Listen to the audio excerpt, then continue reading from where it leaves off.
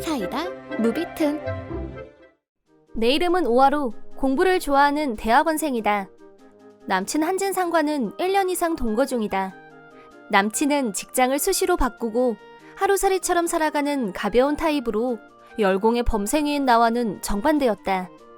나는 요리를 좋아하고 남친은 먹는 걸 좋아하니까 궁합이 잘 맞는다고 생각했었는데, 남친은 엄청난 대식가로 눈에 보이는 건 전부 다 먹어치우는 습성이 있었다.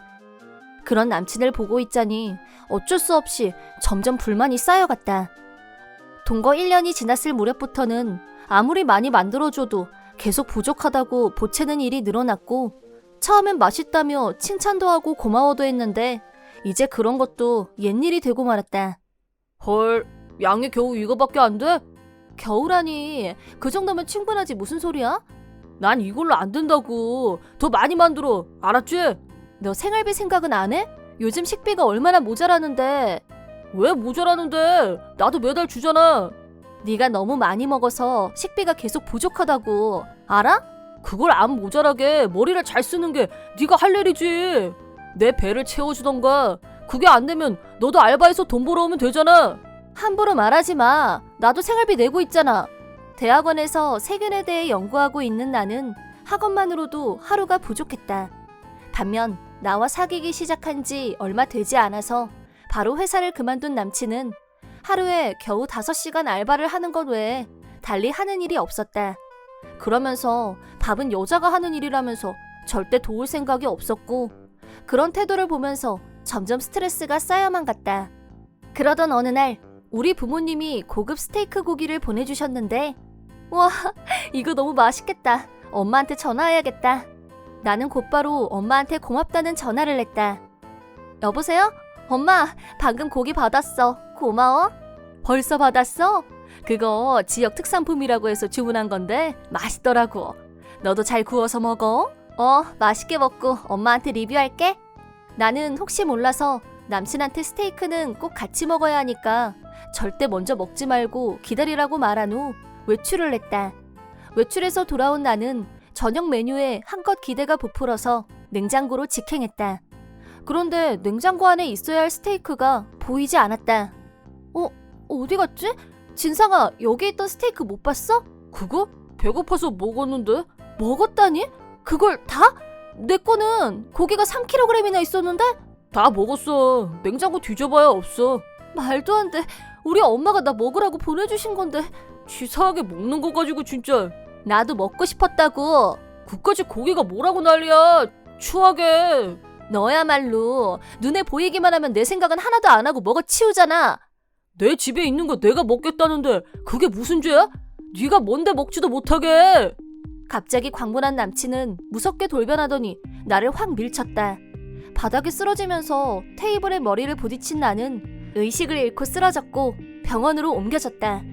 의식을 다시 찾았을 때는 병원 침대에 누워있었고 남친이 의사와 얘기하는 소리가 들렸다.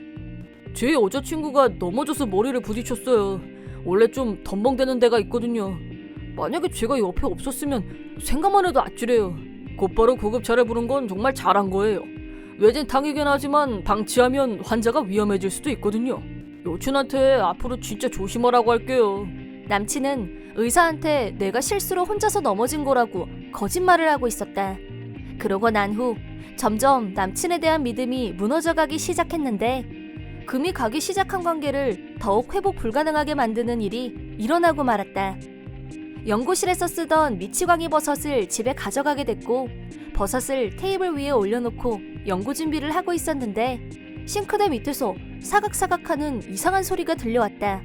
불길한 예감에 조심조심 싱크대 수납장 문을 살며시 열어보니 검은 그림자가 바퀴벌레! 그때 남친은 알바를 가고 집에 없었기 때문에 어쩔 수 없이 내가 혼자서 바퀴벌레를 퇴치해야만 했다. 하지만 바퀴벌레를 때려잡을 용기는 없었고 나는 붕산 새알심을 만들기로 했다. 예전에 바퀴벌레가 출몰했을 때 사용했던 붕산이 아직 남아있었기 때문에 바퀴벌레가 좋아하는 밀가루와 설탕을 붕산에 섞어서 작고 동그란 새알심을 만들었다. 바퀴벌레가 양파도 좋아한다고 했던 것 같은데 사가지고 와야겠다. 바퀴벌레를 확실하게 뿌리 뽑고 싶었던 나는 근처 슈퍼에 양파를 사러 나갔다. 만에 하나 내가 없는 사이에 남친이 집에 오면 큰일 나겠다 싶어서 미치광이 버섯과 붕산 새알심에 식용 금지 위험물이라는 메모를 남긴 후 나갔다. 집에 오니 남친 신발이 보여서 메모를 써놓고 나가길 잘했다고 생각했다. 하지만 거실에 들어오자 경악할 장면을 목격하고 말았다. 테이블 위에 미치광이 버섯과 붕산 새알심이 담겨있던 접시가 깨끗하게 비워져 있었고 배를 움켜잡고 낄낄거리고 있는 남친을 발견했다. 너 혹시 저기 있던 버섯하고 새알심 먹었어? 남친은 울다 웃다를 반복하다가 화장실로 뛰어갔다. 그렇게 같은 행동을 얼마간 반복하다가 너무 웃어서 호흡곤란이 온 걸 보고 서둘러 구급차를 불렀다. 의사로부터 미치광이 버섯의 중독 증상과 붕산을 먹고 소화 기능이 떨어지는 문제가 발생한 상태라는 설명을 들었다. 의사에게 사건 발생 경위에 대해 설명하고 있는데 남친 부모님이 병실로 들어오셨다. 우리 친상이한테 이상한 거 먹인 사람이 너니? 얘가 근데 왜 이렇게 웃는 거야? 정상 맞아? 어머님 아버님 일단 진정하시고요. 흥분해서 나한테 화부터 내는 남친 부모님께 자세한 경위를 설명했다. 그 외에도 최근 남친 때문에 여러 가지 곤란을 겪고 있단 말을 하고 도움을 청했다. 그랬구나. 실은 얘가 어렸을 때부터 먹는 거에 너무 집착을 해서 우리도 많이 힘들었었어. 진상이 평소 하던 행동을 생각하면 이번 일도 자업자득이 틀림없는 것 같다. 제대로 설명도 안 듣고 화부터 내서 미안하다. 남친 부모님과 얘기를 하는 동안에 미치광이 버섯 중독이 풀린 남친이 제정신으로 돌아왔고 나한테 대고 말도 안 되는 소리를 냈다. 넌 살인자야!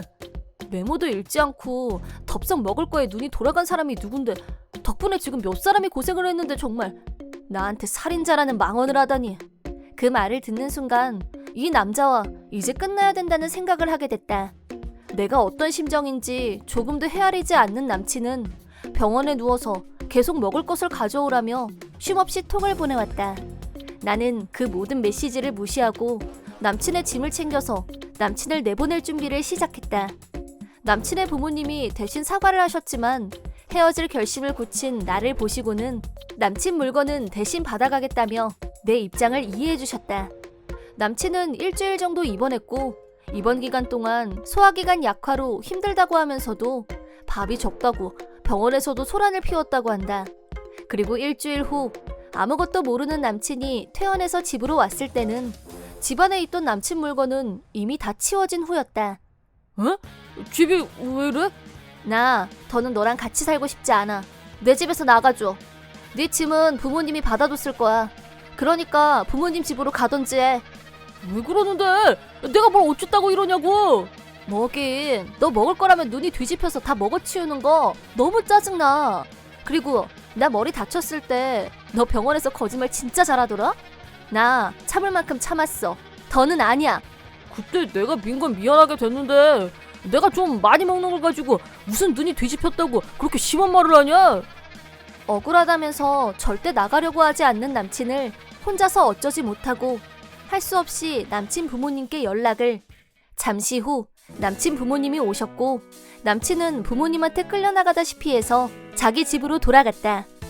그 후 남친 부모님은 나를 밀쳐서 다치게 한 일을 두고 남친을 심하게 꼬지졌고 그때 들었던 병원비를 물어주라고 계속 남친한테 얘기한 덕분에 내 통장으로 돈이 입금됐다. 그걸 마지막으로 남친과의 관계는 깨끗하게 정리됐다. 결별 후 더욱 학업에 몰두하게 된 나는 한층 더 연구에 집중할 수 있게 됐다. 그 결과 버섯에 관한 책을 출판했고 나는 유명세도 타고 박사학위도 받고 미치광이 버섯을 먹으면 어떤 증상이 일어나는지에 대해 쓴 책이 베스트셀러가 되면서 셀럽으로 등극하게 됐다. 남친과의 동거는 스트레스가 장난 아니었지만 어쨌든 나쁜 경험도 인생에 도움이 되기도 한다는 걸 알게 됐으며 그걸 계기로 새로운 길이 열린 것에 대해서는 감사하게 생각한다. 한편 남친은 본가로 돌아간 후에도 음식에 대한 집착은 달라지지 않았다. 부모님의 충고도 듣지 않았고 여전히 먹는 게 눈에 보이면 다 먹어치웠다. 그런 습성 때문에 몇 번이나 식중독에 걸리기도 했다는데 참다 못한 부모님한테도 쫓겨난 후 지금은 마땅히 하는 일도 없이 힘들게 살고 있다고 한다. 이번 영상은 어떠셨나요? 재밌게 보셨다면 구독, 좋아요에 댓글까지 달아주시면 감사하겠습니다. 그럼 다음 영상에서 만나요.